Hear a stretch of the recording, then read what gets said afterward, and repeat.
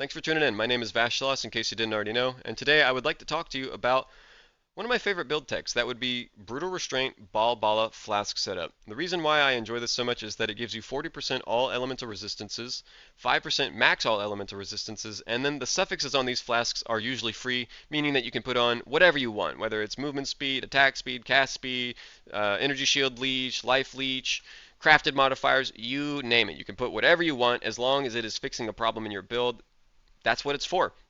And to boot, the real benefit of all these things that I just mentioned is that you're getting this accomplished on your flasks instead of on your gear, meaning you can be free from these things on your gear. You can make different choices on your gear.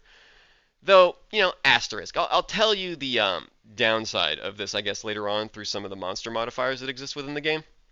But beyond that, the reason why I want to bring this to your attention in this video specifically is that I've talked about this in just about all of my build guides recently. It usually takes up a lot of time, and instead of having to re-explain that every single time I want to talk to you guys about it, I'm just going to leave it here in this video, right? Cut it out, leave a nice little ribbon on it, and point towards this in case anybody in the future doesn't have an understanding, and save everybody else from having to hear me yap about it over and over and over. So, now that that's out of the way, and you understand why I'm making this video, I would like to give credit where credit is due, and that would be to the person that I learned about this tech from way back when, and that would be Captain Lance. Without Captain Lance, I would have no idea about this, and I don't know that they invented it.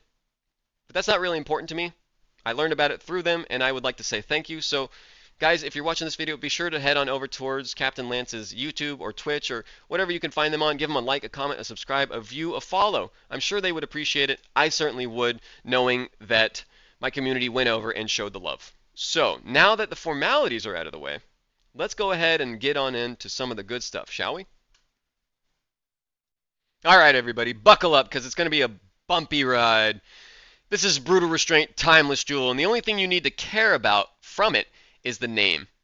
Balbala. If it doesn't say Balbala anywhere on that jewel, that's not the jewel for you in this tech. If you want to min-max it further, you care about the number, and I'll teach you how to navigate that near the end of this video. But for our purposes right now, we're going to dive a little bit further into what Balbala is offering us through our Brutal Restraint. And that would be this Keystone, the Trader. Flasks gain 4 charges per empty flask slot every 5 seconds. If we go over to my example character, the one that I've been playing all league basically, I always use Ruby Flask, Sapphire Flask, and Topaz Flask with this tech. And this character is no different. So that means we have 2 empty flask slots.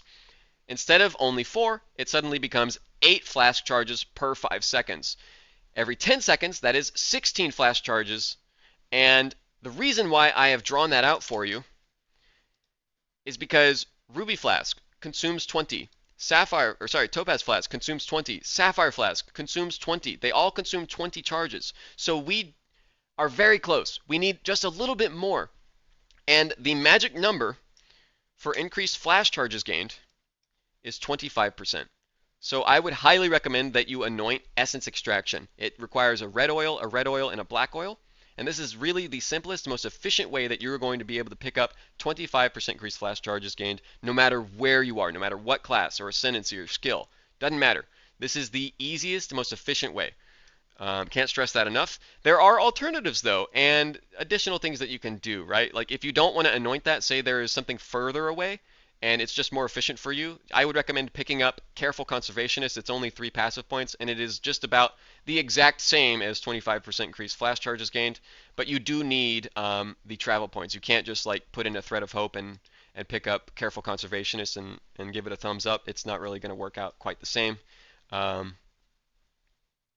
that, if you want to include like an additional flask, like say you want to do Ruby, Sapphire, Topaz, and then another flask that has a reasonably long duration or does not require permanent uptime, you're going to have to really, really bend over backwards in order to make sure that your elemental flasks have enough duration. And that duration is going to be somewhere within the ballpark of 18 seconds or longer, and you'll have to employ things like being a Pathfinder, Natural Remedies, Druidic Rite, even sometimes picking up small nodes that you may not be able to afford otherwise because they give you increased flask effect duration. It becomes really like desperate whenever you try to include a 4th flask slot. Though I came across something that may like turn the tides against that and it was a unique item that I am ashamed I had never thought of using before with this tech, and that would be the magnet. It has a beautiful 50% increased flash charges gained on this thing, and it's a unique item. You can corrupt it. You can corrupt this thing for even more useful implicits. I have absolutely fallen in love with this as an idea for getting what I need from my Balbala Flask tech even earlier, because I may want to spend those passive points elsewhere, or I don't have the oils that I need, or I just don't want to anoint essence extraction at all. This is twice the amount of flash charges gained that I would have needed otherwise, meaning that it's that much easier to include an additional flask if you want to experiment in that direction. So, now that you are aware of some of the options, let's go over some of the scary things, like monster modifiers, huh? One of the scariest monster modifiers that you're going to come across is siphon flask charges. The way that this works, let me just bring it up to you in front of the PoE wiki. The monster modifier siphons flash charges, causes nearby players to lose 6 flash charges every 3 seconds.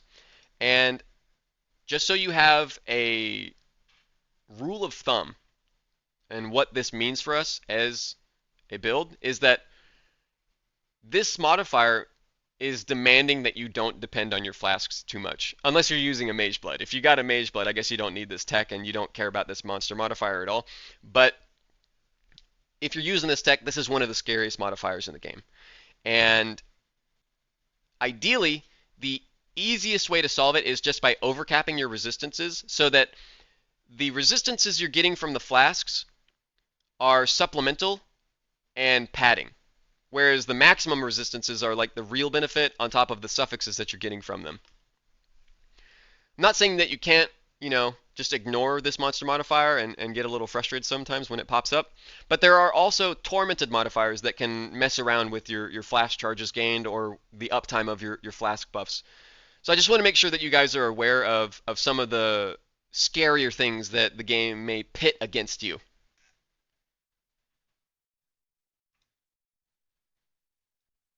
Real quick, I would like to go over some of these unique flasks that could be pretty good examples as to why Ruby, Sapphire, Topaz flasks are always my flasks of choice for this tech.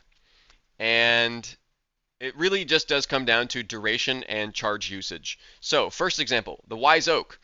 As we can see, it consumes 15 of 40 charges on use. That is below 20. Very nice. And it lasts, as a baseline, 8.5 seconds. So that's 0.5 seconds longer than our Ruby, Sapphire, and Topaz flask. This would fit as a replacement if we wanted to include this, right? It's got all of the things going for it that we would need it to have permanent uptime. Coruscating Elixir. This is another great example and a popular choice for low-life builds. As you can see, it lasts a whopping 10 seconds long because of that 25% increased duration modifier, which means this is just inherently able to have permanent uptime, especially if you quality it, because it's just going to shoot right up above 10 seconds long. Then Taste of Hate. I used to include this. This one was a little bit more difficult to have reach above 10 seconds, and then sometimes you even needed it to be a little bit above. And I don't include it anymore because it doesn't have physical damage taken as cold anymore. But it does have all the hallmarks of the possibility to be included if you want to in a different build and don't care about that physical damage taken as, right? Like maybe you just want the offensive value. And what are those hallmarks? 8 seconds long as a baseline, and then it consumes 20 of 50 charges on use. Sorry, I'm just really trying to drive it home so that you guys have a complete understanding of what kind of a flask can I fit into this and, make my own choices. That's, I guess, where I'm really trying to get at. But let's go over the PoEDB modifiers now for those suffixes. I told you we'd go over them, or at least I think I did in one of my previous recordings. I've been trying a couple of times, guys. Don't judge me. But armor. Pretty good. Evasion, movement speed, block and stun recovery, all elemental resistances, attack damage leeches life, spell damage leeches energy shield, critical strike chance. I recently made an explosive arrow hierophant that utilized freeze, shock, and ignite chance to round out that ignite chance, and I felt really cool. I abandoned the character though because I wasn't really happy with where it was headed. Um, Chance to avoid being stunned. Chance to avoid being shocked for anyone with a Storm Shroud out there. I recently did that on my Explosive Arrow character as well, and was able to drop Purity of Elements for a Malevolence instead. Beyond that, some of my most popular, well, I think popular is the wrong word. Some of the choices that I often gravitate towards are crafted suffixes, like regenerate 3% of life per second during effect, and especially 15% of damage taken from hits is leached as life during effect. That is an entirely unique recovery layer for you taking hits. So I cannot recommend that one enough. If you are doing this tech, make sure one of your suffixes has this on it. Last but not least, I would like to go over how you can search for your dream timeless jewel. And that would be through this website I'm going to leave down below in the description. And let me just give you a quick example of how you can navigate this website, right? So it's just like the passive tree. You choose the jewel where you want your jewel to be, and then you're going to unallocate anything that you do not have allocated on your character, right? You only want to care about things that your character cares about so that you're not searching for things that sound good, but you actually aren't going to pick up because they're on an irrelevant passive point. Now then, so at the top, you would choose Brutal Restraint if you're only interested in Brutal Restraints. And then you choose the Conqueror, Balbala. And then we can enter the seed, or we can enter the stats that we care about. I'll just show you how the seed works, right? Like you would search on the trade site for the cheapest one possible. 1369 is the number. We take that over here, 1369. And then on the passive points I have selected, it will tell me what it has done to them. So it looks like we get crit chance, global accuracy, evasion, max life, cold resistance, a bunch of stuff. So then, now let's use the more specific function that will help you target exactly what you're looking for. That would be the select stats. So make sure you select that. Then we're going to just use global accuracy. Make sure we have one of those. And then, you know what? I want another stat too. I want some maximum life. But I want to make sure my jewel has at least 2. So I put the minimum at 2, and then the minimum for 1 for global accuracy. And then I'm going to hit search. And that brings up all the matches. One with 3 matches, ones with 4 matches, 5 matches, all the way up to the maximum amount. And in all honesty, it's probably going to say that some of these are possible, but some of them may not exist. I am surprised that has an actual result. Sorry. But that's how it works, right? Like, you just search for what you want. And in case you're like, well, you didn't show me how to like change it after I'm done. Well, all you go is, see that right there? Config, right there. You just click that. And if you want to change it, you can change the number. Say you want 3 now. You can hit search. It's got to reload. There's a lot less matches the more specific you get. Say you only care about evasion rating, right? Put in 2. There's a whole heck of a lot of them. And then whenever you want to just change or get rid of a search function, you just hit the minus. It's just that simple. Add it, get rid of it.